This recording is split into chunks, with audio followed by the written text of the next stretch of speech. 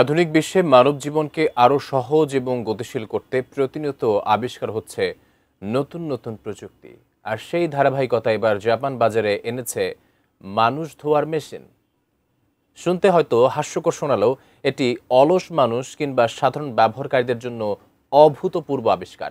জাপানের নতুন এই উদ্ভাবন নিয়ে বিস্তারিত শিহাব ইসলামের ডেস্ক রিপোর্টে।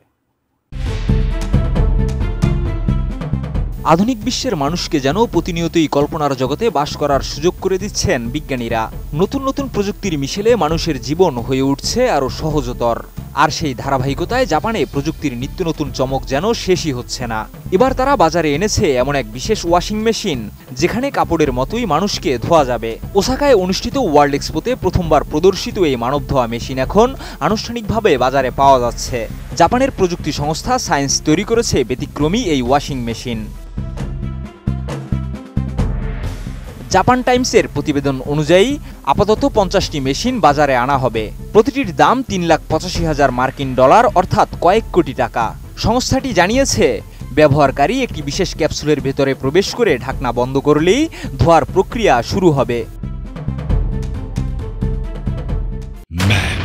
দেশের সবচেয়ে শক্তিশালী 52.5 এন গ্রেডের পিসিসি সিমেন্ট। তবে এই ধৌত প্রক্রিয়া কোনোভাবেই প্রচলিত ওয়াশিং মেশিনের মতো ঘুরিয়ে বা ঘষে নয়, বরং এতে ব্যবহার করা হয় সূক্ষ্ম জলকণা ও মাইক্রো বুদবুদ, যা পুরো শরীরকে সতেজ ও পরিচ্ছন্ন করে।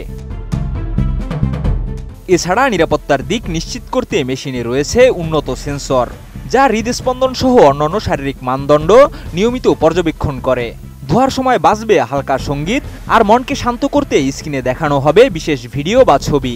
ধোয়া শেষে মেশিন ব্যবহারকারীর শরীর শুকিয়ে দেবে, ফলে আলাদা করে তোয়ালে ব্যবহারের প্রয়োজনও থাকবে না।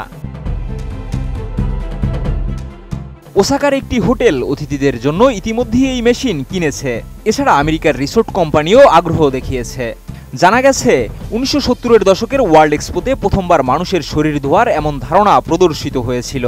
আর সেই পুরনো স্বপ্ন থেকেই আধুনিক প্রযুক্তি ব্যবহার করে মেশিনটি বাস্তবায়ন করেছে সায়েন্স সংস্থা। শিহাব ইসলাম, ATN নিউজ।